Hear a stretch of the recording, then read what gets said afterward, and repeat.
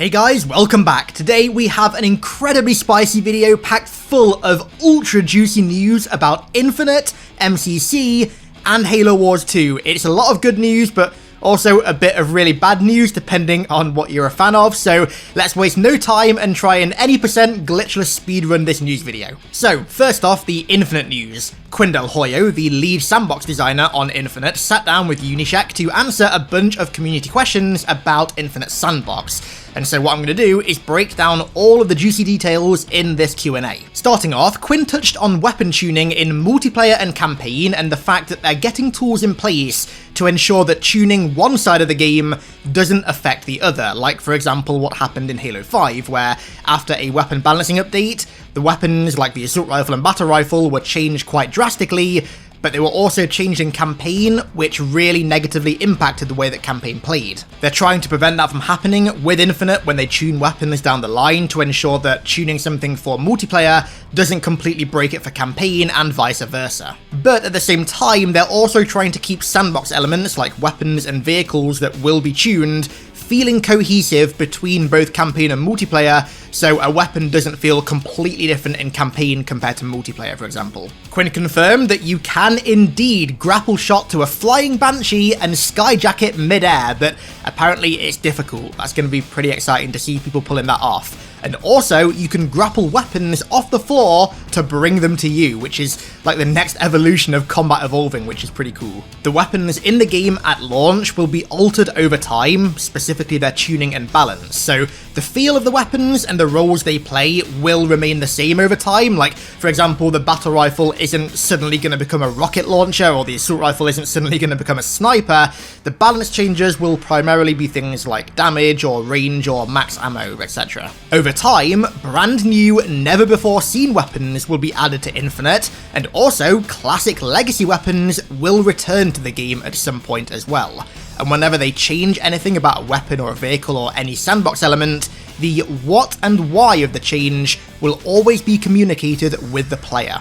In the gameplay demo, the Ravager fires red plasma, which as we know is not only a very iconic element of the Brute sandbox, but also differs rather strongly to blue plasma in that it burns hotter but it overheats quicker. Now, Quinn said that they've built nuances into plasma itself as a damage type in Infinite, so for example, red plasma will function a bit different to blue plasma. And he said that also, in regards to the damage types that they announced in the sandbox update a few weeks ago, there are still some surprises in store regarding damage types, and also surprises in store for the Ravager as well. Which I think is basically shorthand for we're not going to announce anything just yet.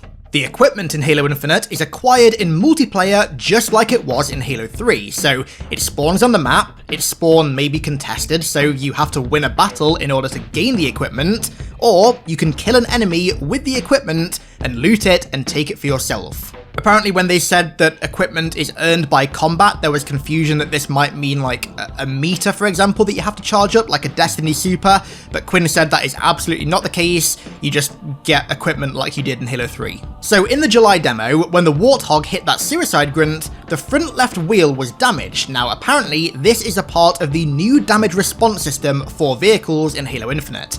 Vehicles have far more to their kind of vitality now than just health. Like as we saw there, if a tyre gets shot out, then the Warthog drives differently. And as an attacker, this gives you far more options because you can shoot out the wheels of Warthogs, or apparently shoot different areas on the wings of air vehicles to make vehicle combat far more interesting. And this system is going to be tuned with existing and also new vehicles over time. When asked about grenades in Halo Infinite, Quinn said that grenades fill a similar role in Infinite to previous Halos, but they did add some wrinkles, as he said. So, for example, apparently the spike grenade, because it has spikes on it, now does impact damage and can kill a weak target upon impact, for example, a grunt. So the actual act of sticking somebody with a spike grenade is going to do damage, in some cases enough to kill them, which I think is certainly interesting. When asked about the Bulldog, Quinn said that it fills a different role to the standard high-power shotgun, in that it's a faster fire rate but lower damage shotgun. Now apparently, a completely new and never before seen or talked about weapon is going to be filling the high-power shotgun role, which is what the Halo shotgun originally filled.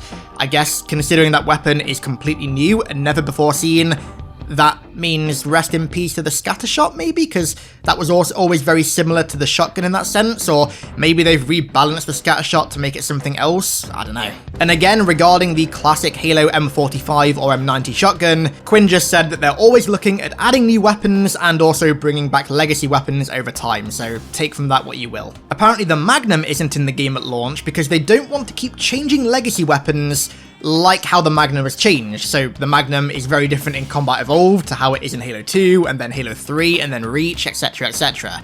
He said that when they bring back legacy weapons, they want them to be the weapons that players remember and understand, and not some weird form of that weapon. They want to make sure that when they do the Magnum, they do it right, and fans recognize it as the Magnum and not just some weird pistol.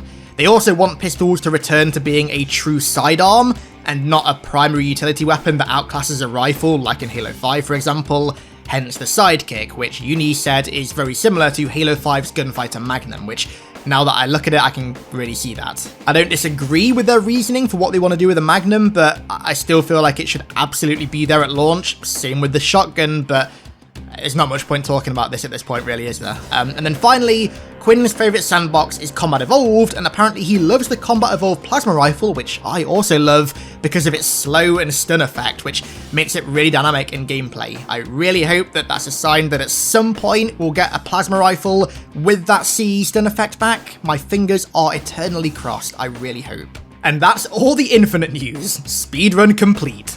So, now we have some pretty exciting MCC news, so buckle up. The first MCC flights of 2021 are going to be kicking off next week, and if all goes to plan, then the public flight could start as early as this upcoming Thursday, February the 18th.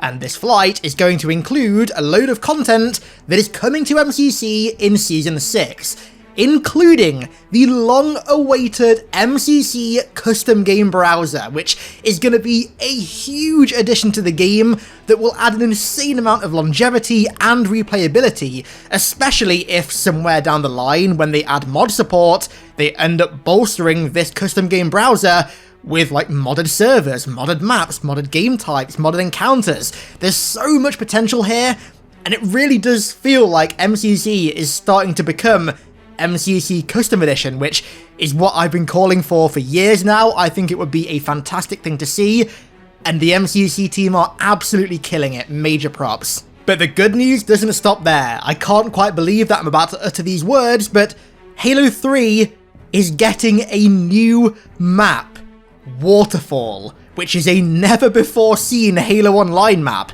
This thing has only ever existed in concept art. No one outside of like 343 or Saber has ever seen this map before. And here we have it, in the flesh. Honestly, this is so exciting, and I can't help but wonder what other Halo Online maps they could end up resurrecting and adding, because you gotta remember, the maps that were in the leaked public version of Halo Online that we got our hands on like 6 years ago weren't all the maps. There were definitely more maps they were working on that we never saw, like this one, for example, that kind of looks like High Rise from Modern Warfare 2. It would be great to get more of these maps added to Halo 3 to just add more variety. Yeah, Halo 3 getting new maps 14 years later is pretty nuts. Major props to 343. Coming in this flight as well is what they specifically call Season 6 content, which I assume is going to be the stuff that you unlock in the Battle Pass. Now, they've not said currently what this content is, however, in the Season 5 trailer, there were a bunch of Halo Online armors that were shown, but you can't actually see them anywhere in-game yet. They can't be unlocked, they're not in the customization screen, so I would hazard a guess that probably along with some new nameplates and weapon skins, these will be coming to the Season 6 Battle Pass. The Field of View slider is also coming to all Xbox One consoles, and it will no longer be locked on Series X or Series S when playing at 120Hz or 120 frames, which is fantastic. I love seeing console players getting PC features. It's great to kind of bridge that gap and create parity between the two, so major props to 443. But also, we're getting view model customization options finally, which is massive. That basically means you can customize where your gun is on the screen and how it looks on the screen. The view model of a weapon plays a massive part in how good the design of the weapon looks in a first-person perspective, and the ability to change that at your own will is fantastic. Keyboard and mouse support is coming to console, as well as advanced audio options coming to both platforms, and double keybinds are finally returning to PC. I remember these were in the first Reach flight ever, and I'm pretty sure ever since then they've just been missing in action, but it's great to see that feature making its return. And finally, to kind of change tone a little bit, I have some pretty sobering news if you're a Halo Wars fan. If you are a fan of Halo Wars, I'd suggest taking a seat. So, the publishing team who worked on Halo Wars 2 support all went to MCC PC, and as such, in the words of 343, 343 Industries has no current plans for further Halo Wars 2 work, including content updates, balance patches, bringing the title to other platforms, or a new game in the series. They said that they will continue to make sure the game is working as expected, and they also say never, but apparently it's a case of there being no time or resources for Halo Wars 2, with the publishing team working on MCC and the main 343 team working on Infinite. Apparently they cannot devote the time and attention they need to deliver additional updates and content for the Halo Wars franchise. So, sadly, what this pretty much means is rest in peace Halo Wars 2, rest in peace any hope of Halo Wars 2 ever coming to Steam, and rest in peace any dreams of a Halo Wars 3 happening anytime soon. I understand this, I get why 343 are doing it, but at the same time, I personally don't agree with it. I think that Halo Wars 2 absolutely should have been brought to Steam as like a final hurrah for the game. Halo Wars 2 and Halo 5 are the only Halo games not on Steam, which is ironic because they're the two games that are going to lead the most into Halo Infinite. I mean, Halo Wars 2 literally gave us the Banished, who are the main enemy of Halo Infinite, and also the classic art style in a way as well that we're getting back in Halo Infinite, and people who are playing Halo Infinite on Steam are going to have no way to play the kind of precursors to that game. It's a tough one, dude. I understand it, but at the same time, I think it really sucks. But yeah, to kind of change tones again, mostly very positive news there. Good stuff for MCC, good stuff for Infinite, just really sucks about Halo Wars. So I'm going to end this video here, keep it nice and short and sweet. I hope you guys enjoyed. Leave all the thoughts you have for this news down below in the comments. Check out this video on screen right now. YouTube has recommended it specifically for you, so you know you're going to love it. And I'll catch you in the next one.